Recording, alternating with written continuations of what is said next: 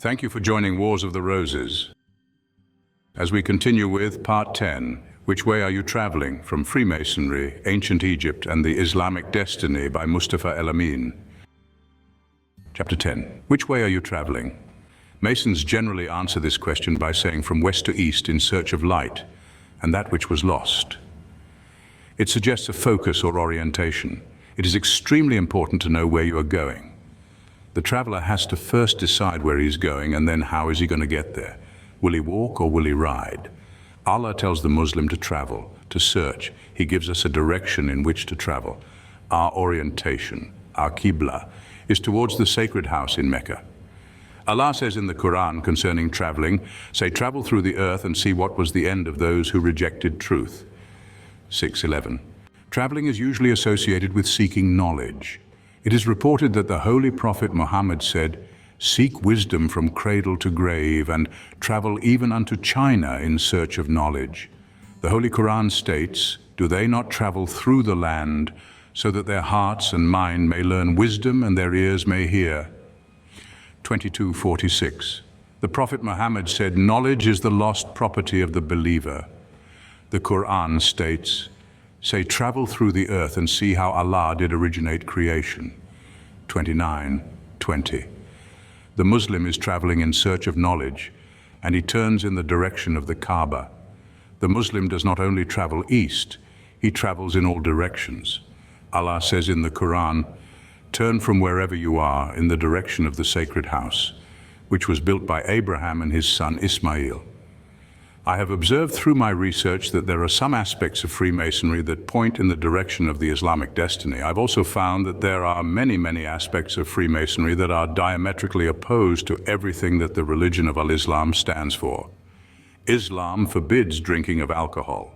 Masonry tolerates it. Islam, the Quran, condemns secrecy. It forbids the hoarding of truth and knowledge from the masses of people. Al-Islam speaks very strongly against those who take it for a joke. The Quran says Allah, God, will throw back their mockery on them and give them rope in their trespasses, so they will wander like blind ones to and fro. 2:15. Although there are Masons I know who have great respect for the Islamic religion, the system from which they have adopted much of their language includes statements and pranks that are totally offensive to any Muslim.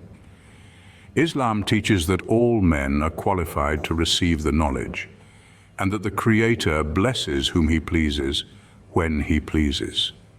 Masonry believes that only certain people are worthy to receive the knowledge. Islam teaches the oneness of humanity and has demonstrated it for 14 centuries.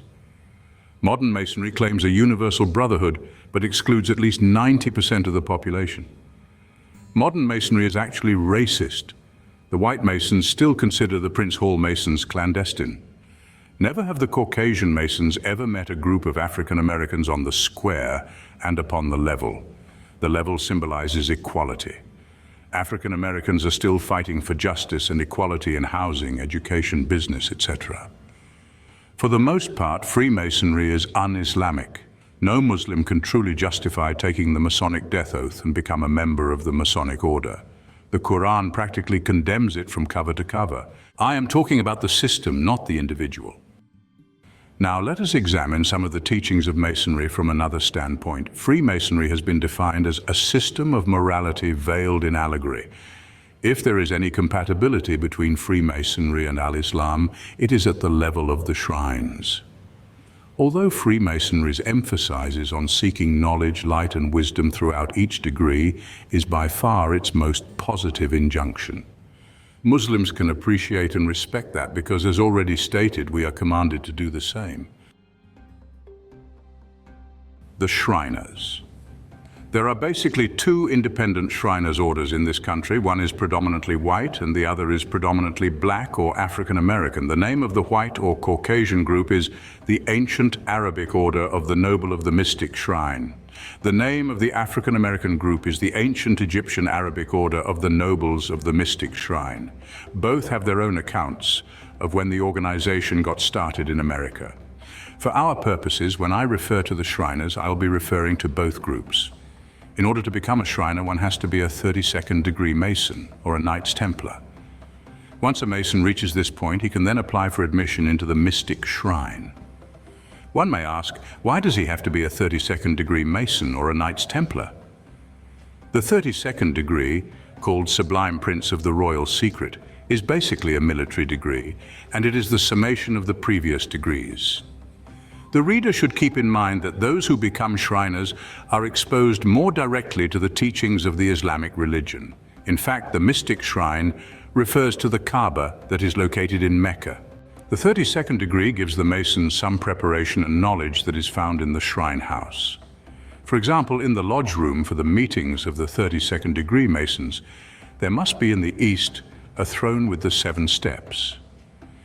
Once someone becomes a Shriner, he learns that Prophet Muhammad ascended to the 7th heaven and received the light. As a 32nd degree Mason, he learns to give a sign that is characteristic of the Muslim. This sign is made by placing the right hand open upon the heart. Muslims, when they greet one another, usually place their right hand upon the heart. This represents sincerity and pure intention. It is also the belief of the Muslim, as stated in the Holy Quran, that Allah revealed the Quran upon the Prophet's heart. In the 32nd degree, the number 5 is highlighted. There are 5 knocks. The Mason in this degree makes 5 steps, starting alternately with right and left foot, bringing the feet together at each step. As a Shriner, he will learn that in the religion of Islam, there are 5 basic pillars: belief in one God, prayer, charity, fasting, and Hajj, and 5 daily prayers. The 32nd degree Mason is taught how to use the sword. The sword is said to be a symbol of charity, persuasion, and intelligent logic. As a Shriner, he will learn of some of the battles that Prophet Muhammad and his followers had with the enemies of Islam, that is the Battle of Badr, Uhud, and trenches. In fact, one of the emblems of the Shriners is a sword. These are some of the reasons why he has to be a 32nd degree Mason before he can become a Shriner. A brief look at the history of the Knights Templars will explain why the Knights Templar can join the Shriners organization. The Knights Templar.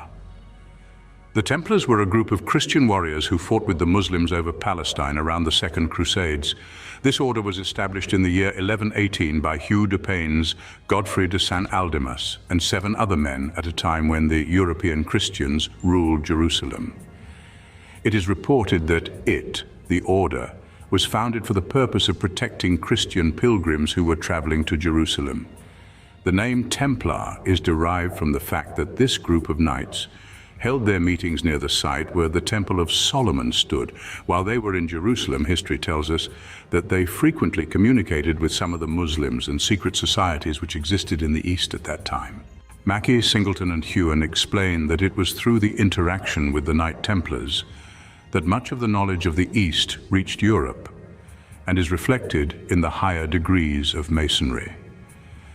From them, the Muslims, they derived certain doctrines which they, the Knights Templars, incorporated into their own order and introduced into Europe on their return, making them the basis of a system which resulted, if not in the creation of the entire Masonic institution, at least in the invention of the higher degrees. It seems appropriate that a Knight Templar should be eligible to become a Shriner, since he has already received some knowledge of Islam.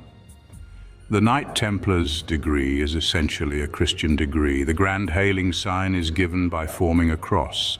The right foot is crossed over the left, the arms are extended, and the head is slightly turned to the right. Thank you for watching, and please don't forget to share, like, subscribe, and comment. And if you can, please consider donating to Wars of the Roses. Links to PayPal and Patreon are in the description.